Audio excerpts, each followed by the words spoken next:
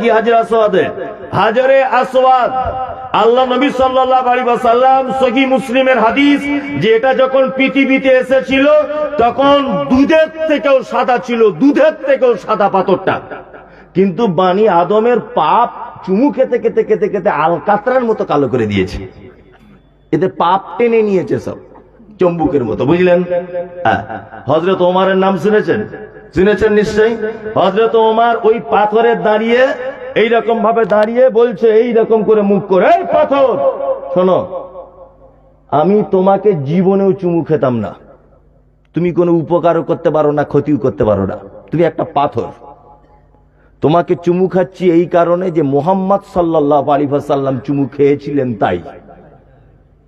তার মানে হযরত ওমর জান্নাতের একটা পাথরকে বলছেন যে তোমার উপকার করারও কোনো ক্ষতি নেই, তোমার ক্ষতি করারও কোনো সুযোগ নেই, ক্ষমতা নেই। তোমাকে চুমু খাচ্ছি কেন? শুধু আল্লাহর নবী খেয়েছিলেন তাই, তাই না? তা এ দেখছি 4টে আঙুলে 4টে পাথরওয়ালা আংটি পরে আছে, বলছে এটা বিয়ে হয় না তাই, এটা স্বপ্ন দোষের, আর এটা বউ কথা শোনে না তাই, এটা দোকান ভালো চলে না তাই। তোমার পাছার চামড়া তুলে দিতে হবে, বিয়াদব কোথাকারে। ও পাথর, ও চিটিংবাজি পাথর, ও তোমার কোন উপকার করতে পারে?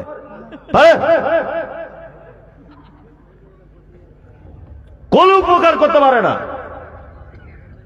তবে এইগুলো তো অবশ্য পাবলিকের কোনো দোষ নেই, এগুলো আমাদের এক শ্রেণীর হুজুরের দোষ। ঠিক বলছি না? হ্যাঁ, আমি একটা কথা মাঝে সাঝে বলি যে একদিন ট্রেনে বসে আছি লালগোলার লাইনে, তো একটা মেয়ে এসে, বয়স্ক মেয়ে আমার মায়েদের মতো, আমাকে এসে বলছে, তোমার নাম কি বাপ? মমতাজুল ইসলাম। আচ্ছা, হ্যাঁ খালা, আমার নাম মমতাজুল ইসলাম। তো বলছে তোমার বক্তব্য খুব শুনি, আমার ছেলের মোবাইলে দেখি। বলছি খালা ভালো, খুব সুন্দর। তো দেখছি মেয়েটা এখানে তাবিজ, গলাতে দেখা যাচ্ছে এখানে তাবিজ ঝোলানো, সব জায়গাতে তাবিজ আর কি, 4-5টা 6টা। তাই বলছি খালা তাবিজ কেন দিলে? এটা তো শিরিক, এটা কেন দিলে? তখন মেয়েটা আমাকে বলছে যে বেটা, তাবিজ শিরিক এটা বুঝলাম, এটা তো আমার স্বামী লিখে দেয়নি, আমার শ্বশুরও দেয়নি, তোমাদের মতো কোনো হুজুর দিয়েছে। আমি তখন বলছি ঘটনা তো সত্যি, বাস্তব কথা, বাস্তব নয় বাস্তব, সত্যি তো। তো আমি তখন বললাম খালা, আপনি হুজুর বলতে কাকে বোঝেন? আপনার দৃষ্টিতে হুজুর কে? তো বলছে দাড়ি থাকে, বড় পাঞ্জাবি আর মাথায় টুপি, এরা হুজুর। বলছি বাহ, তুই তাহলে এই বুঝেছে এতদিন এরা হুজুর। বলছি খালা, খালু কি করে বাড়িতে? বলছে চাষবাস করে। তাহলে এক কাজ করুন, মাঠ থেকে যখন ধান আনে দেখবেন ধান পাখাতে পরিষ্কার করে, করে না? আর ধানের মতো দেখতে উড়ে চলে যায়, ওটার নাম কি? পাতান। বললাম খালা বলুন তো দেখি যে পাতান কোন গাছে ধরে? বলছে ধান গাছেই ধরে। আচ্ছা, উড়ে চলে যায় কেন? দেখতে তো ধানের মতোই। বলছে একদম সেম টু সেম। তাই উড়ে চলে যায় কেন? বলছে ভিতরে মাল থাকে না তাই উড়ে চলে যায়। আমি বললাম ঠিক তেমন, তুমি দাড়িওয়ালা টুপিওয়ালা দেখেছো, এটাকে হুজুর ভেবো না, ওর ভিতরে মাল নাই। কি বললাম বুঝলেন না? ও হিজুর নয়, ওই 2 নম্বরই চিটিংবাজ, পাথর বিক্রি করে খায়। কি বললাম বুঝলেন? এ আমাদের মতো ভ্যাকধারী হুজুররা এর জন্য দায়ী, দায়ী নয়। আল্লাহ পবিত্র আল কোরআনে বলছেন স্পষ্ট ভাবে, মুহাম্মদ সাল্লাল্লাহু আলাইহি ওয়াসাল্লামকে কিতাবুন উনজিলা ইলাইকা, আপনার উপরে যে কিতাব অবতীর্ণ করা হয়েছে, ফালা ইয়াকুন ফি সাদরিকা হারাজুম মিনহু, এই কোরআনের কথা মানুষের কাছে বলে দিতে আপনার অন্তরে কোন রকমের ভয় ভীতি যেন না থাকে। আপনি ডারসে বলে যান, কে রাগ করলো, কে চটে গেল, এটা দেখার দরকার নেই। বলুন, আমাদের নবী মুহাম্মদ সাল্লাল্লাহু আলাইহি ওয়াসাল্লাম মক্কা থেকে চলে গিয়েছিলেন কোথায়? মদিনাতে। কেন? মক্কায় কারুর জমি মেরে খেয়েছিলেন? নাউজুবিল্লাহ। না। কোন মেয়ের সঙ্গে অসৎ ব্যবহার করেছিলেন? না। কারোর সঙ্গে মারামারি হয়েছিল? না। কারোর সঙ্গে কোনো অশান্তি ঘটেছিল মক্কাতে? না। তাহলে লোকটাকে কেন চলে যেতে হলো মদিনাতে? একটাই মাত্র কারণ, আবু জেহেল আবু লাহাব যখন বলল 360টা দেব দেবীর পূজা করতে হবে, তখন মুহাম্মদ সাল্লাল্লাহু আলাইহি ওয়াসাল্লাম বলছেন না, লা ইলাহা ইল্লাল্লাহ, কোন সত্য মাবুদ নাই, সত্য মাবুদ একজন, তিনি হচ্ছেন আল্লাহ। এই আল্লাহ সত্য, এটা বলার কারণে মুহাম্মদ সাল্লাল্লাহু আলাইহি ওয়াসাল্লামকে মক্কা ছেড়ে চলে যেতে হলো কোথায়? মদিনাতে। প্রতিটা নবীকে মারা হয়েছে। ইতিহাস জানা আছে, আমাদের নবী মোহাম্মদ সাল্লাল্লাহু আলাইহি ওয়াসাল্লামকে ছাড়া হয়েছে না মারা হয়েছিল? মারা হয়েছিল, দাঁত ভেঙে দেওয়া হয়েছিল, উটের ভুঁড়ি চাপিয়ে দেওয়া হয়েছিল, তাই না? তাই এখনকার কোন হুজুরকে মারে না কেন লোক? জলসার পরে ডিম সিদ্ধ, দেশি মুরগির ঝোল, কচি মুরগির ঝোল খেয়ে হুজুর বাড়ি চলে যায়। হুজুরের মারে না কেন? এটা তো একটা প্রশ্ন। প্রতিটা নবী তার উম্মতের কাছে মার খেয়েছে, তাই না? আচ্ছা বলুন, প্রতিটা নবী কি টাকা ইনকামের জন্য মার খেয়েছিলেন, না আল্লাহ সত্য কথাটা বলার জন্য মার খেয়েছিলেন? সত্য কথাটা বলার জন্য। এখনকার হুজুর মার খায় না কেন? একজনাকে কাউকে দেখি না তো, যে জলসা করতে এসে তার গাড়ি টাড়ি ভাঙচুর করে দেওয়া হয়েছে, তাকে মেরেছে, এরকম কোন হুজুর আছে? আছে? নাই। তার মানে বুঝে নিতে হবে হুজুর এখনো সত্যি কথা বলেনি। কি বললাম বুঝলেন? এখনো হুজুর সত্যি কথা বলেনি। হুজুর এখনো পর্যন্ত বলছে, মাতাল তুমি মদ খাও, তবে দোকানদারকে বলছে ব্যবসা করা হারাম। ভালো করে বুঝবেন। চোরকে বলছে অমুকের বাড়ি আজকে যাবি, খুব ধনী লোক ওরা, বাড়িওয়ালাকেও গিয়ে বলে আসছে তালা মেরে রাখবি, কেউ আসলে আসতে পারে। এ হচ্ছে এইরকম হুজুর। বললাম বুঝলেন না? হারাম ব্যবসা করে, বিড়ির ব্যবসা, এটা হারাম। হুজুর মাদ্রাসার চাঁদা তুলতে গিয়ে বলছে না, করলেও করা যেতে পারে। হুজুর একবারও বলছে না যে আপনি মাদ্রাসার জন্য এসেছি তাই বলে মাথা বিক্রি করে দিয়ে নিয়ে ব্যবসা হারাম। এটা আমি হুজুর বলতে পারলাম না। আমাদের নিজেদের দুর্বলতা আছে, আছে না? আছে। আল্লাহ আমাদেরকে হেফাজত করুক, বলো আমিন। আল্লাহ তাআলা তারপরে বলছেন এটা সম্পর্কে কোনরূপ দ্বিধাদ্বন্দ্ব সন্দেহ না থাকবে তা প্রচার করতে, আপনার মনে যেন কোন রকমের সন্দেহ না থাকে। আল্লাহ তাআলা তারপরে বলছেন ইত্তাবিউ, তোমরা আনুগত্য করো, মা উনজিলা ইলাইকুম মির রাব্বিকুম, তোমার রবের পক্ষ থেকে যে কিতাব অবতীর্ণ হয়েছে অনুসরণ করতে হবে। তাহলে কার? কোরআন। আল্লাহ কি বলছেন? ইত্তাবিউ, তোমরা আনুগত্য করো, মা উনজিলা ইলাইকুম মির রাব্বিকুম, তোমার রবের পক্ষ থেকে যেটা অবতীর্ণ করা হয়েছে, তার মানে আল কোরআন। আল কোরআন ছাড়া অন্য কিছুর আনুগত্য করা যাবে না। তার সঙ্গে সঙ্গে আনুগত্য করতে হবে কাকে? মুহাম্মদ সাল্লাল্লাহু আলাইহি ওয়াসাল্লামকে। আল্লাহর কিতাব আর সহিহ হাদিস ছাড়া অন্য কোন রকম ভাবে মানুষকে পরিবর্তন করার যদি কেউ চেষ্টা করে, কোশ্চিন কালেও সম্ভব নয়। আচ্ছা, এখানে তবলিগ জমাতের লোক আছেন যারা তবলিগ করেন, হাত তুলুন। একটা কথা বলবো, তুলুন। সবাই করেন তো? করেন, আলহামদুলিল্লাহ, করুন। আপনার তবলিগ জমাতের লোক, আলহামদুলিল্লাহ। আমি কিন্তু কোন দল ভাঙাতে আসিনি, কারো বিপক্ষে বলতে আসিনি। এখান থেকে একটা শিক্ষা দেবো, আপনাকে এটা মেনে নিতে হবে, ঠিক আছে? চলুন।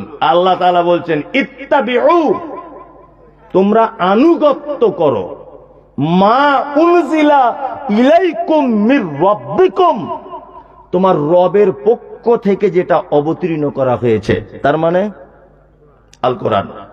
আয়াতটা যেটা বললাম সূরা আল আরাফ আয়াত নাম্বার 3। যারা জমাতি ভাইরা আছেন আপনাদেরকে একটু সচেতন করছি আমি, দেখুন তো আমার কথাটা আপনি নিতেও পারেন নাও পারেন। তবলিগ জমাতে যে সমস্ত ভাইরা যান, সমাজের মানুষকে ভালো কথাই বলেন, ভাই নামাজ পড়ুন, রোজা করুন, হারাম খাবেন না, বিড়ি খাচ্ছেন এটা ছেড়ে দেন, এই করুন তাই করুন। ভালো কথা বলে না খারাপ? খারাপ। ভালো, তাই তো? ভালো কথা বলে। এবার আপনাদেরকে বলি, আচ্ছা ওনারা কোন বই থেকে বলেন? খুব হিসাব করে কথা বলবেন। কোথা? নিসাব থেকে। আর কে জানেন? মুনতাকাব হাদিস। আর কে? ফাজাইল আমল। ফাজাইল আমল, তাই না? যারা তবলিগ জমাত করেন আপনারা করুন, আমার আপত্তি নেই। আমি আপনাদের বিপক্ষের লোক নয়, আপনাদের পক্ষের লোক নয়। তবে আপনাদের কাছে অনুরোধ, আপনারা একটু পদ্ধতিটা চেঞ্জ করুন। কারণ আপনার উচিত হবে, পৃথিবীর সব থেকে দামি কিতাব তার নাম আল কোরআন। নামাজের পরে আপনারা বলেন বাকি নামাজ বাদ, বসে যাবেন, দিন ইসলামের কথা হবে, বলে না? বলে। আপনার উচিত ওইসব বইপত্র না পড়ে দুটো কোরআনের আয়াতের বাংলা মানে বলে দেন। কি বললাম বুঝলেন না?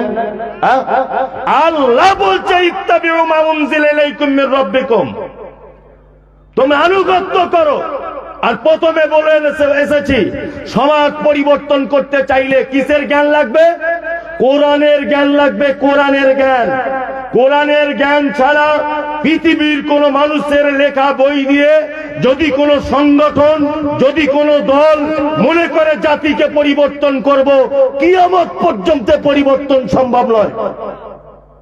মানুষের বই দিয়ে সমাজ পরিবর্তন করা যাবে না, কোরআন দিয়ে করতে হবে। কি বললাম বুঝলেন? আমি নিজে এক চিল্লা লাগানো লোক, আল্লাহর কসম, আল্লাহর কসম। আমার মার কাজ হচ্ছে উত্তর 24 পরগনার বারাসাত থানার কাজীপাড়া। আমার আব্বা হচ্ছে 4 মাসের সাথীর লোক, 4 মাস দেওয়া লোক আমার আব্বা। আল্লাহর কসম, আমি নিজামুদ্দিনে ঘুরে এসেছি, দিল্লিতে ও মহারাষ্ট্রে আমাদের রুট ছিল, তবলিগ করে এসেছি। আমি এখন আর যাই না, কারণ আমি তবলিগ জামাতের একটা আমিরকে বললাম যে আমির সাহেব, আপনি একটা ছোট ছোট সূরাগুলো মানুষকে পড়ে শোনান বাংলা। আল্লাহ কি বলছে? বলছে না, আমাদের বড়রা যেটা করেছে আমরা সেটা করবো। এটা ভুল সিদ্ধান্ত, ভুল সিদ্ধান্ত এটা। কোরআন দিয়ে মানুষকে পরিবর্তন করা লাগবে। আপনি আমির সাহেবকে বলবেন যে আপনি কোরআনের বাংলাগুলো একটা একটা করে আয়াত বলুন, আমরা সবাই শুনি। কি বললাম বুঝলেন? এটাই হচ্ছে উত্তর। চলুন, আল্লাহ তাআলা তারপরে বলছেন, ওয়ালা তাত্তাবিউ, তোমরা আনুগত্য করো না, মিন দুনিহি, এইটাকে বাদ দিয়ে, আউলিয়া। অলির বহু বচন কি? আউলিয়া। অলি মানে জানা আছে? নাই। এইসব কথাগুলো কে বার করবে?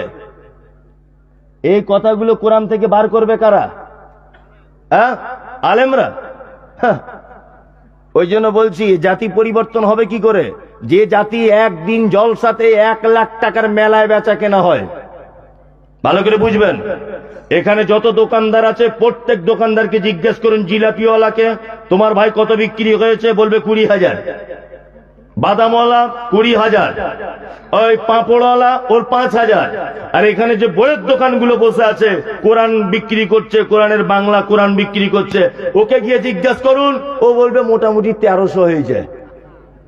যে জাতি বাদামওয়ালা 20 কুইন্টাল বাদাম সেল হয় জলসাতে, একটাও কোরআন বিক্রি হয় না, এই জাতি কিয়ামত পর্যন্ত পরিত্রাণ পাবে না। কথাগুলো বাস্তব বলছি না অবাস্তব বলছি? বাদামওয়ালার 20 কুইন্টাল বাদাম সেল হয়ে গেল, বইওয়ালার একটা কোরআন বিক্রি হলো না। কি বললাম বুঝলেন না? এই জাতি পরিবর্তন হয়।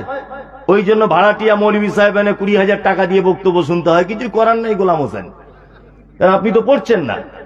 চলুন, এবার আল্লাহ তাআলা কি কথা বলছে? ওয়ালা তাত্তাবিউ মিন দুনিহি আউলিয়া, তোমরা আনুগত্য করো না। কাদের? আউলিয়া।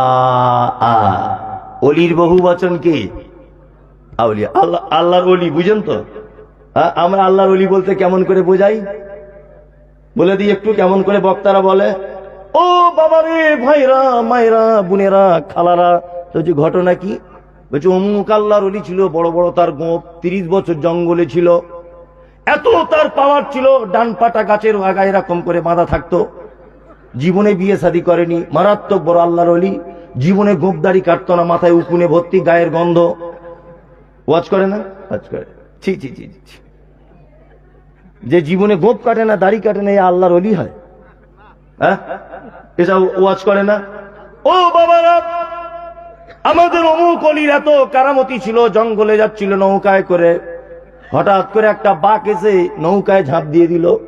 আর আল্লাহর অলি তখন বলছে, তুই কি আমাকে চিনিস? আমি অমুক মাজারে থাকি। বাঘ তখন বলছে, নমস্কার হুজুর, আসছি। একদম গাঁজা খাওয়া কথা। কি বলছি বুঝতে পারছেন না? একদম গাঁজা খাওয়া কথা। আল্লাহ, একদম মিথ্যা কথা। এগুলো আল্লাহর অলি? পাক্কা চিটার। দেখি বোঝা যাচ্ছে ওর, এরা আল্লাহর অলি হয়। অলি মানে কি বন্ধু? অলি মানে অভিভাবক। অভিভাবক কাকে বলে? অভিভাবক কাকে বলে জানেন তো? শিক্ষিত মানুষ আপনারা। আমি অভিভাবক আমার ছেলে, তাই না? আমার ছেলে অসুখে পড়েছে, ভালো করে বুঝবেন, ডাক্তার দেখানোর দায়িত্ব কার? আমার, তাই না? আমার ছেলে স্কুলে যাবে, ব্যাগ প্রয়োজন, ব্যাগ, কাঁধে যে ব্যাগ নিয়ে যায়, ও কার কাছে চাইবে? আমার কাছে চাইবে। ওর হাত খরচার জলসা শোনার জন্য টাকার দরকার, কার কাছে চাইবে? আমার কাছে চাইবে। ওলি মানে অভিভাবক, তার মানে সন্তানের যত কিছু যাবতীয় চাওয়া পাওয়া বাবার কাছে। আমাদের অভিভাবক কে? কে? আল্লাহ, তাই না? আল্লাহ অভিভাবক। তাহলে যাবতীয় ব্যাপারে চাওয়া পাওয়া যা কিছু আমরা কার কাছে করব? আল্লাহর কাছে করব। আল্লাহ ছাড়া অন্য কোন ওলির কাছে চাওয়া হারাম, শিরক। শুধু শিরক না, পচা শিরক, পচা শিরক। জি জি জি জি জি, এ কেমন আল্লাহর ওলি? এই আপনাদেরকে এবার একটা কথা বলছি, খুব মনোযোগ দিয়ে শুনুন তো। আচ্ছা, পৃথিবীতে যত নবী রসুল যা কিছু এসেছে সব